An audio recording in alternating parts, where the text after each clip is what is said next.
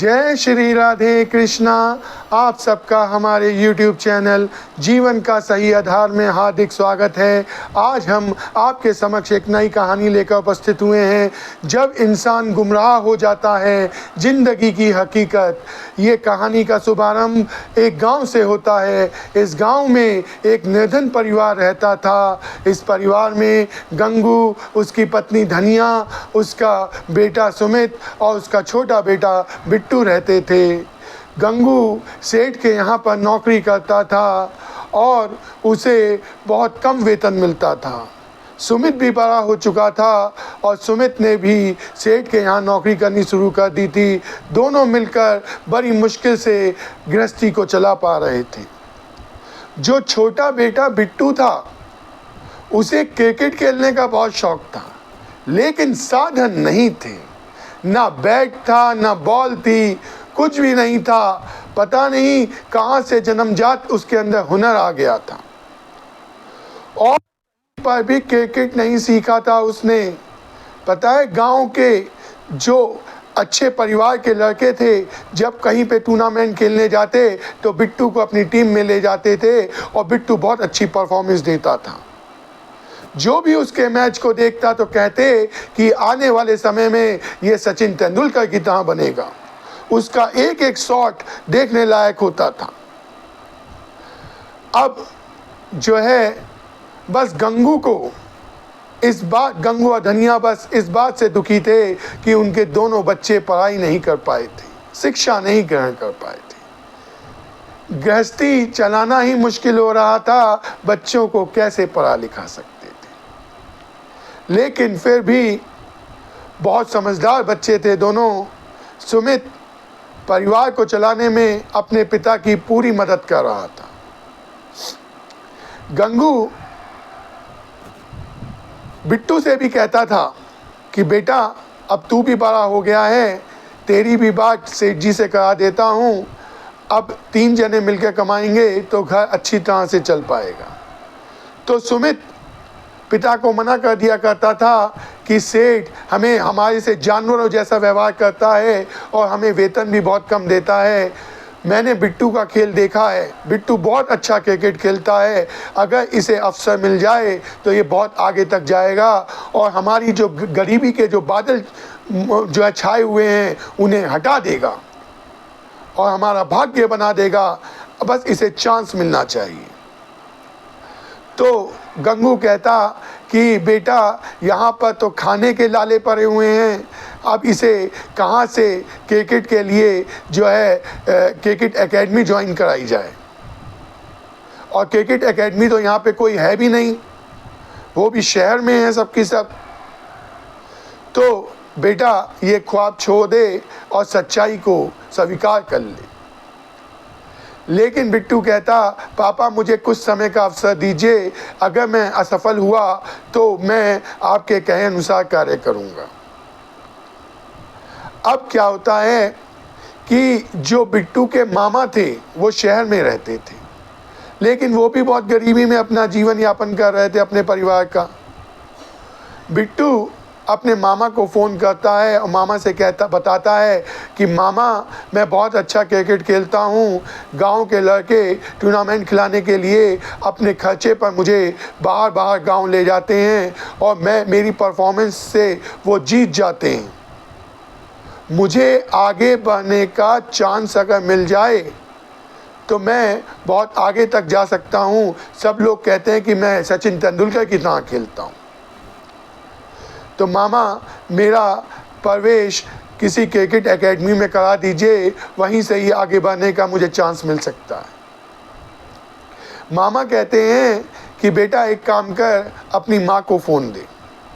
वो अपनी माँ को फ़ोन देता है तो वो पूछते हैं, दीदी क्या ये सच कह रहा है, ये इतना अच्छा खेलता है? तो कहते हैं, वो कहती है, धनिया कहती है कि भैया मैंने भी बहुत इसकी तारीफ़ सुनी है, इसके खेल की तारीफ़ सुनी है, कृपया आप इसे शहर बुला लीजिए और इसका एडमिशन जो है आप क्रिकेट एकेडमी में करा दीजिए। अब वो कहता है उसका मामा कि ठीक है दीदी, मैं देखता हूँ, लेकिन क्रिकेट एकेडमी में प्रवेश के लिए कम से कम भी 8 से 10 हज़ार तो लग जाएंगे, कहाँ से होगा। चलो फिर भी मैं देखता हूँ। बिट्टू को फ़ोन दो। वो बिट्टू से कहते हैं कि बेटा अच्छा तू शहर आ जा और बस अड्डे में पहुंचने से पहले पहले मुझे फ़ोन कर देना, मैं तुझे लेने आ जाऊंगा और वहीं से ही हम क्रिकेट एकेडमी चलेंगे और तेरी बात करेंगे। वो बहुत खुश था कि अब उसका एडमिशन क्रिकेट एकेडमी में हो जाएगा और वो जल्दी से जल्दी जो है रणजी ट्रॉफी तो खेल ही जाएगा, क्योंकि उसने सुना था। और रणजी ट्रॉफी अगर खेल गया तो उसके बाद इंडिया की टीम में भी सिलेक्ट हो ही जाएगा, उसका खेल ही इतना अच्छा था। अब जो बिट्टू था वो जाने की तैयारी करता है, शहर पहुंचता है, उसके मामा उसे लेने आते हैं बस अड्डे पर और उसके बाद वो सीधे क्रिकेट एकेडमी जाते हैं। बहुत प्रसिद्ध क्रिकेट एकेडमी थी, लेकिन मामा ने सुन रखा था कि सबसे कम यहीं पर ही चार्जेस हैं। वो वहाँ पर जाते हैं, कोच से बात करते हैं। कोच उन्हें बताता है कि भाई आपका स्टार्टिंग में 8,000 रुपये जमा होंगे, जिसमें 3,000 रुपये तो मंथली फ़ीस है और एडमिशन और किट के चार्जेस हैं। किट भी आपको यहीं से लेनी पड़ेगी, तो कुल मिलाकर 8,000 रुपये लगेंगे। तो मामा सोचता है कि 8,000 रुपये आएंगे कहाँ से, क्योंकि वो तो खुद ही गरीबी में जीवन यापन कर रहे थे। अब क्या होता है कि मामा को याद आता है उसकी एफडी रखी हुई है, 10,000 की एफडी है बैंक में, वो उसे तोड़वा देता है और बाद में देखा जाएगा। मामा उसके साथ बैंक जाते हैं और अपनी एफडी तोड़वा देते हैं और उसका एडमिशन क्रिकेट एकेडमी में करवा देते हैं। उसके बाद वो घर आते हैं। जब मामी, बिट्टू की मामी बिट्टू को देखती हैं तो उनका मुंह बन जाता है। वो बहुत तेज महिला थी। वो कहती है कि एक तो इतनी मुश्किल से घर चल पा रहा है, ऊपर से तुम बिट्टू को और ले आए। तो इतनी देर में जो है बिट्टू की चचेरी बहन घर के अंदर से आती है और कहती है, मम्मी मम्मी पता है पापा ने एफडी तो होती अपनी 10,000 रुपये वाली, मैसेज आया है। 10,000 की एफडी तो होती इन्होंने, और उस पैसे का क्या किया पूछो पापा से। तो वो कहते हैं कि बिट्टू का एडमिशन क्रिकेट एकेडमी में कराना था, वहाँ पर 8,000 रुपये लग रहे थे और पैसे मेरे पास थे नहीं, तो मैंने एफडी तोड़कर उसका एडमिशन वहाँ पे करा दिया। तो अब तो मामी का गुस्सा का और तेज हो जाता है पारा। वो कहती है कि हमने बुरे वक्त के लिए एफडी रखी थी, बैंक में बनवाई थी, और तुमने जो है इस भूखे नंगे के चक्कर में वो एफडी तो होती। अब हम आगे क्या करेंगे। तो वो कहता है, घबराओ मत भाग्यवान, सामने वाला जो होटल है मैंने बिट्टू की बात कर ली है। वो होटल बिट्टू जो है सुबह 8 बजे घर से निकलेगा नाश्ता करके, उसके बाद 12 बजे तक उसे एकेडमी में रहना है, क्रिकेट एकेडमी में। फिर 12:30 बजे तक वो घर आएगा। फिर 1 बजे से लेकर रात के 10 बजे तक वो होटल में वेटर का काम करेगा। उसे वहाँ पे 6,000 रुपये महीना मिलेगा, जिसमें से 3,000 रुपये महीना तो वो अपनी एकेडमी की फ़ीस देगा, 500 रुपये आने जाने के लिए बच्चे को चाहिए ही, और बाकी 2,500 रुपये महीना वो तुम्हारे हाथ में आकर रखेगा। तुम्हारे तो पैसे 4 महीने में ही पूरे हो जाएंगे। तो मामी कहती है, क्या ये यहाँ पे रहेगा नहीं क्या, खाएगा नहीं क्या, पिएगा नहीं क्या, उसका खर्चा कौन उठाएगा। ऐसा है जब तक ये यहाँ रहेगा तब तक मुझे 2,500 रुपये महीना चाहिए। तो बिट्टू कहता है, सही है मामी जी, आप हर महीने मुझसे 2,500 रुपये ले लिया करिएगा, लेकिन प्लीज़ मुझे यहाँ पर रुकने दीजिए, मेरा सपना साकार होने दीजिए मामी जी। मैं आपसे वादा करता हूँ अगर मैं कुछ बन गया तो मैं आपका भी भाग्य चमकवा दूंगा। अब वो कहती है, वो तो बात का बाद में देखा जाएगा। ऐसा है, तेरा कोई काम मैं नहीं करूँगी, कपड़े भी तू खुद धोएगा और बस खाना देखो दे दूंगी और उससे कुछ नहीं कर सकती मैं। वो कहता है हाँ मामी जी, मैं आपको बिल्कुल परेशान नहीं करूँगा, आप सबके ऊपर बोझ नहीं बनूंगा। अब तो रोज़ सुबह 8 बजे वो एकेडमी पहुंच जाता और पूरी लगन से प्रैक्टिस करता। उसका खेल देखकर कोच हैरान थे कि जिस बच्चे ने आज तक कहीं खेल नहीं सीखा क्रिकेट का, वो इतना अच्छा खेलता है, उसका एक एक शॉट इतना बिल्कुल परफेक्ट लगता है, बिल्कुल सचिन तेंदुलकर की तरह वो शॉट मार रहा था। सब लोग उससे बहुत खुश थे। अब वो अपने काम पर भी बहुत ध्यान दे रहा था। जहाँ पर वो होटल में वेटर का काम कर रहा था, वहाँ का मालिक भी उससे बहुत खुश था। वो पूरी लगन से वहाँ पे काम कर रहा था और वहाँ पर भी मामी और मामा और अपनी बहन को भी परेशान नहीं करता था। सब अच्छा चल रहा था। अंडर 19 का सिलेक्शन होना था, एक बहुत बड़ा टूर्नामेंट सीरीज होनी थी उसके लिए, और उसमें उसके खेल को देखते हुए उसका चुनाव ओपनिंग बैट्समैन के रूप में होता है।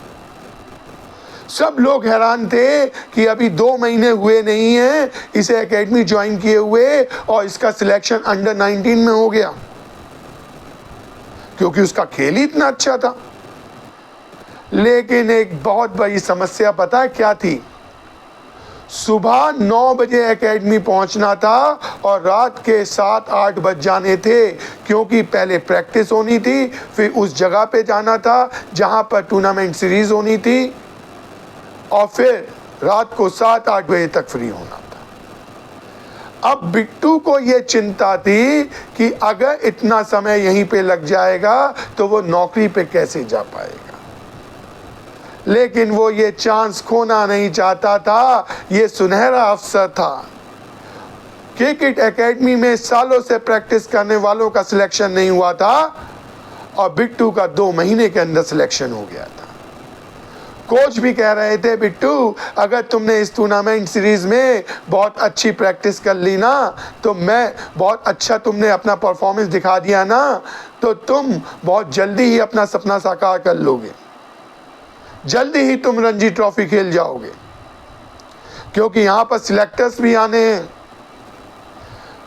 अब तो वो मन बना लेता है कि जो भी कुछ हो उसे ये टूर्नामेंट सीरीज खेलनी है। बात का बाद में देखा जाएगा, वो घर पे भी नहीं बताता, क्योंकि उसे डर अपनी मामी का था। अगर मामी को पता चला तो मामी ये टूर्नामेंट सीरीज खेलने नहीं देंगी। वो सुबह निकल जाता था 8 बजे अपने टाइमिंग पे, 9 बजे वो वहाँ पे पहुँचता था, करीब 8:30-9 बजे तक, और पूरी लगन से प्रैक्टिस करता था। टूर्नामेंट सीरीज में वो हर मैच में सेंचुरी बना रहा था और 3 मैचों में तो वो नाबाद रहा था। जब उसकी टीम फाइनल में पहुंचती है और भारी रनों से जीतती है, और उसमें भी उसकी परफॉर्मेंस बहुत अच्छी थी, वो हर मैच में मैन ऑफ द मैच और पूरे टूर्नामेंट सीरीज में मैन ऑफ द सीरीज रहता है। उसके पास जो अवार्ड मिलते हैं उसे वो देख के बहुत खुश था। क्रिकेट एकेडमी बहुत खुश थी उसकी परफॉर्मेंस को देखकर। वो सारे प्राइज लेकर घर आता है और मामा को दिखाता है। मामा से कहता है, मामा टूर्नामेंट सीरीज हमने जीत ली, मैं हर मैच में मैन ऑफ द मैच रहा और मैन ऑफ द सीरीज भी मेरे को ही चुना गया। सिलेक्टर्स बहुत खुश हुए हैं मेरे से, देखना आगे मेरा सिलेक्शन बहुत जल्दी होगा। तो मामा बहुत खुश होते, लेकिन मामी और उसकी जो मेरी बहन थी, उसका तो मुंह बना हुआ था, लेकिन वो उन पे ध्यान नहीं देता। अगले दिन जब बिट्टू अपने काम पर पहुंचता है तो होटल का जो मालिक होता है वो कहता, कहाँ आ रहे हो भाई, हैं? 20 दिन से तुम्हारा कुछ पता नहीं है, अता पता नहीं है। मैंने कोई दूसरा लड़का रख लिया, जाओ, यहाँ पे तुम्हारे लिए कोई काम नहीं है। बिट्टू उनसे विनती करता है कि मालिक ऐसे मत करो, मुझे टूर्नामेंट की फीस जमा करनी है और मामी को भी हर महीने 2,500 रुपये देने हैं, मैं कहाँ से दूंगा, मुझे नौकरी से मत निकालो। लेकिन होटल का मालिक कुछ नहीं सुनता और घर पर भी फ़ोन कर देता है। फ़ोन जो है उसकी मामी उठाती हैं। मामी को जब होटल का मालिक बताता है कि मैंने बिट्टू को नौकरी से निकाल दिया है, तो मामी कहती है 10 दिन की तो उसकी पे दे दो। कहता कोई पे वे नहीं मिलेगी उसकी, अब कल से भेजने की ज़रूरत नहीं है। अब मामी तो आग बबूला हो चुकी थी। उन्हें तो बड़ा गुस्सा आ रहा था बिट्टू पे कि बिट्टू ने उन्हें घर पे बताया नहीं और 20 दिन तक काम से जो है वो गैप मार गया। अब वो गुस्से में आके बिट्टू का सारा सामान बाहर फेंक देती हैं, उसकी सारी ट्रॉफीज, सब कुछ बाहर। अब बिट्टू जब घर पहुंचता है तो उसकी मामी और मामा खड़े होते हैं। मामा बहुत समझा रहे होते हैं मामी को कि अपनी पत्नी को, धर्मपत्नी को बहुत समझा रहे थे कि बिट्टू के साथ ऐसा मत करो, ये बच्चा, छोटा बच्चा कहाँ जाएगा। लेकिन मामी कहती है कि जो है और खेले गेम, खेल खेलेगा, हैं? नौकरी से जो ऐसे निकाल दिया गया है, अब हमारे लिए इसके घर में कोई जगह नहीं है, निकल जाए यहाँ से, नहीं तो तेरे हाथ पैर तोड़ दूंगी। अब बिट्टू रो रहा था, लेकिन मामी को दया नहीं आ रही थी और वो दरवाज़ा बंद कर लेती है। उस समय वहाँ पर शेरू नाम का लड़का पहुँचता है। शेरू बिट्टू को अपना दोस्त समझता था और वो एक जगह सेठ के यहाँ पे नौकरी करता था।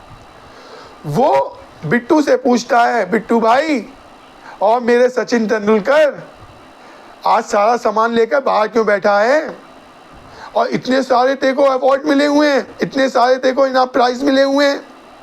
अरे वाह, मेरे सचिन तेंदुलकर तो बहुत अच्छा खेल रहा आजकल, तेरी बहुत तारीफ सुनी है। वो कहता है कि भाई तारीफ का मैं क्या करूँगा, मुझे मामी ने घर से बाहर निकाल दिया और होटल के मालिक ने मुझे नौकरी से बाहर निकाल दिया, ना मेरे पास रहने का ठिकाना है, ना कोई काम है। अब मैं क्या करूं, जो मैं सपना लेकर आया था वो सपना कहीं अधूरा ना रह जाए। क्रिकेट एकेडमी की फीस भी जमा करनी है, मैं कहाँ से लाऊंगा। वो कहता है शेरू भाई, तेरे भाई के पास झोपड़ी तो है, इतना बड़ा मकान नहीं तो क्या, झोपड़ी तो है ना तेरे भाई के पास, तू आज अपने भाई के साथ आएगा, चल आज से। वो सारा सामान उठाकर शेरू जो है बिट्टू को अपनी झोपड़ी में ले आता है। वो कहता है बिट्टू भाई तूने सुबह से कुछ खाया नहीं है। उसकी झोपड़ी में कुछ भी नहीं था, बर्तन तक नहीं थे, वो बाहर जो है स्टॉल पे खाना खाया करता था। वो बिट्टू को वहाँ पे ले जाता है और बिट्टू और वो दोनों खाना खाते हैं। उसके बाद वो कहता है चल मेरे सेठ के यहाँ, तेरी नौकरी का इंतजाम हो जाएगा भाई, तू चिंता मत कर। वो सेठ के पास ले जाते हैं। वो सेठ को बताता है कि मैं एक क्रिकेटर हूँ और मैं क्रिकेट एकेडमी ज्वाइन की हुई है, 12 बजे तक तो वहाँ पे रहता हूँ सेठ जी, 12:30 बजे तक यहाँ पहुँचता हूँ, उसके बाद का मुझे कोई काम दे दीजिए, आपकी बड़ी कृपा होगी। तो सेठ जी को भी एक नौकर की ज़रूरत थी। सेठ जी कहते हैं तू 1 बजे से लेकर रात के 10 बजे तक काम कर सकता है। वो कहता है हाँ सेठ जी मैं कर सकता हूँ। तो सेठ जी कहते हैं कि पहले जहाँ नौकरी करता था कितना मिलता था। वो तो बहुत भोला इंसान था, वो कहता 6,000 मिलते थे। वो कहता चल 6,000 मैं भी तुझे दूंगा, चिंता मत कर, कल से काम पे आ जाइए। अब तो बिट्टू की परेशानी दूर हो चुकी थी, क्योंकि उसे सेठ जी के यहाँ पे नौकरी मिल चुकी थी। 3,000 रुपये एकेडमी में देने थे, 500 रुपये आने जाने के लगने थे और 2,500 में वो खाना पीना कर सकता था। वो बहुत खुश था। वो शेरू को बहुत धन्यवाद देता है। अगले दिन सुबह वो एकेडमी जाता है, उसके बाद काम पे पहुंच जाता है। अभी सेठ के यहाँ पर 15 दिन भी नहीं हुए होते काम पर।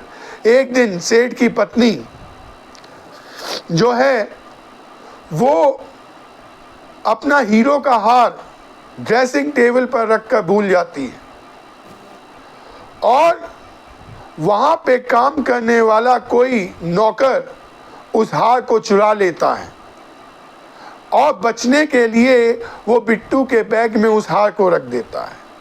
जबकि बिट्टू और शेरू दोनों उस कमरे में नहीं गए होते सुबह से, लेकिन हार कहाँ पे रखा होता है? बिट्टू के बैग में। अब क्या होता है, जब सेठानी को पता चलता है कि उसका हीरो का हार चोरी हो गया है, तो वो सब नौकरों को बुलाती है। अब जो है सेठ भी आ जाता है। सेठ सब नौकरों की तलाशी ली जाती है, उनके सामान की तलाशी ली जाती है और हीरो का हार निकलता है बिट्टू के बैग में। अब तो बस वो सब बिट्टू को मारने लग जाते हैं, चोर चोर कहने लग जाते हैं। इतने में शेरू आके उसका बचाव करता है। तो वो कहते हैं तू भी इसके साथ शामिल होगा, तूने भी चोरी में इसका साथ दिया होगा, अब मैं पुलिस को बुलाता हूँ। शेरू और बिट्टू बहुत कह रहे होते हैं हमने चोरी नहीं की साहब, हम तो कमरे में आए भी नहीं हैं। जो कमरे में नौकर गया होगा उसने ही चोरी की होगी, हम बुरे फंस गए हैं। लेकिन सेठ और सेठानी सुनने को तैयार नहीं थे। वो कहते हैं पुलिस को बुला रहे हैं हम। तो वो कहता, शेरू कहता है पुलिस को मत बुलाइए, इसका फ्यूचर तबाह हो जाएगा। ये एक बहुत अच्छा क्रिकेटर है, ये बहुत अच्छा क्रिकेट खेलता है, अब तो इसके चांस रणजी ट्रॉफी में खेलने के भी बन रहे हैं, तो कृपया आप ऐसा मत करिए। अब तो सेठ कहता है कि अच्छा निकल जाओ यहाँ से, तुम्हारे लिए कोई नौकरी नहीं है यहाँ पे। और सेठ जो है उन्हें नौकरी से निकाल देता है। बिट्टू और शेरू रास्ते में नौकरी की तलाश में घूम रहे थे। तभी शेरू की नज़र रतन सेठ की कोठी पर पड़ती है। वो बिट्टू से कहता है कि बिट्टू भाई, पैसा कमाने का बहुत अच्छा साधन मिल गया। वो कहता है क्या जानता है, रतन सेठ के एक 8 साल का लड़का है। रतन सेठ और उसकी पत्नी अपने बेटे से बहुत प्यार करते हैं। रतन सेठ करोड़पति हस्ती है, करोड़पति का अरबपति होगा, बहुत पैसा इनके पास। देख भाई, मैं ज़्यादा तो नहीं कहता, अगर हम 10 लाख रुपए मांगे तो रतन सेठ बड़े प्यार से दे देगा। उसके लिए 10 लाख कोई बड़ी रकम नहीं है, हम इसके बच्चे को अगवा कर लेते हैं। बिट्टू कहता है कि भाई ये क्या बात कह रहा है, मैं ऐसे काम में तेरा साथ नहीं दे सकता। वो कहता है तेरे पास कोई और रास्ता है? एकेडमी से निकाल देंगे 2-3 दिन में तुझे, तो तेरा भाग्य बन गया, आगे कैसे करेगा? बिट्टू कहता है लेकिन भाई मेरा मन नहीं मान रहा। क्या है कि हमें कौन सा कुछ करना है, बच्चे को बड़े प्यार से अपने पास रखेंगे। रतन सेठ जैसे ही 10 लाख रुपए देगा, बच्चे को उसे वापस कर देंगे। ये तो आजकल आम चल रहा है। वो कहता है बस एक चिंता है कि बच्चे को अगवा करके किस में ले जाएंगे।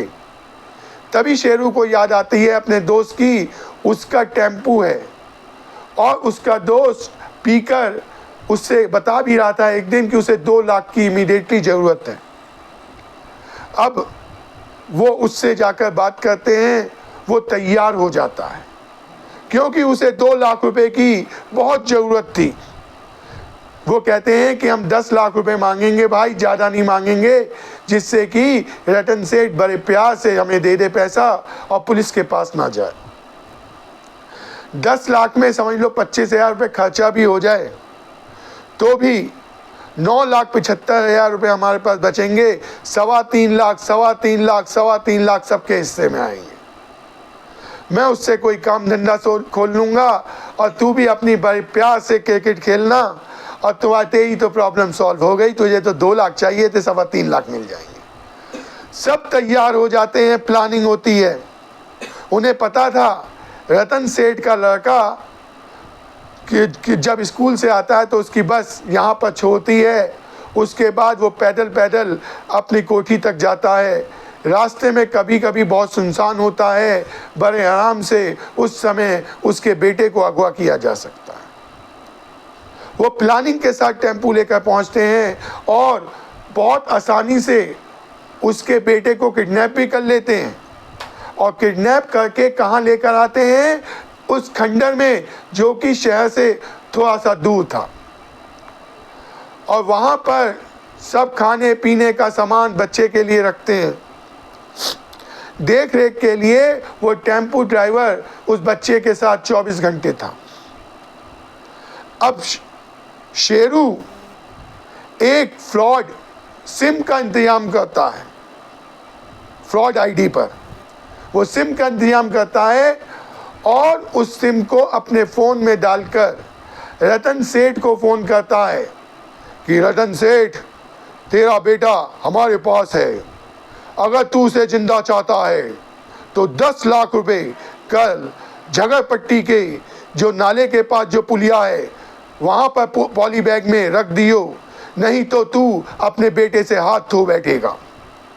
रतन बजाज जो सेठ था वो डर जाता है, बहुत डर जाता है। उसे चिंता थी कहीं उसके बेटे को वो मार ना दे। लेकिन जो रतन सेठ का बड़ा भाई था वो समझदारी से काम लेता है। वो कहता है, भाई तू क्या पागल हो गया है, ये कोई नौसिखियाँ हैं। अगर कोई अच्छी सी गैंग तेरे बेटे को किडनैप करती तो तुझसे क्या 10 लाख मांगती? उन्हें पता नहीं है तू कितना बड़ा सेठ है, वो कम से कम भी तुझसे 1 करोड़ से ऊपर मांगती। ये कोई नौसिखियाँ हैं जिन्होंने तेरे बेटे को किडनैप किया है। पुलिस को फ़ोन कर, अभी 2 मिनट में पकड़ में आ जाएंगे ये नौसिखिया, किडनैप करेंगे ये। वो जो है अब रतन सेठ फ़ोन करता है पुलिस को, पुलिस आती है, रतन सेठ जो FIR दर्ज करवा देता है फ़ोन पर ही। अब भाई बहुत जानी मानी हस्ती था रतन सेठ वहाँ का, तो पुलिस वाले आकर वो नंबर ट्रैकिंग पे डालते हैं। अब क्या होता है, वो रतन सेठ के साथ प्लानिंग करते हैं पुलिस वाले कि रतन सेठ तुम्हें 4 बजे बुलाया है ना कल झगड़पट्टी के नाले के पास जो पुलिया है, तुम वहाँ पर जाओगे, पैसे लेके जाओगे, हम तुमसे थोड़ी दूर पे रहेंगे, जब पैसे उठाने कोई आएगा तो हम उसे पकड़ लेंगे। सही मायने में नौसिखियाँ हैं, इन्होंने कभी ऐसा काम नहीं किया है, ये पहली बार कर रहे हैं ऐसा लग रहा है। अब क्या होता है कि प्लानिंग के अनुसार रतन सेठ वहाँ पर पैसे लेके पहुँचता है और पैसा रखकर मुड़ कर जा रहा होता है। थोड़ी देर में शेरू और बिट्टू पैसा उठाने आते हैं, पुलिस उन्हें पकड़ लेती है। वहाँ पर जो टेम्पू ड्राइवर था वो शराब के नशे में बहुत धुत था, वो पिए जा रहा था वहाँ पे बैठे हुए और बच्चा परेशान कर रहा था। उससे बर्दाश्त नहीं होता और एक बड़ा सा पत्थर उठाकर बच्चे के सिर पे मार देता है, क्योंकि नशे की हालत में इंसान को होश तो होता नहीं है कि वो क्या कर रहा है क्या नहीं, और बच्चा मर जाता है।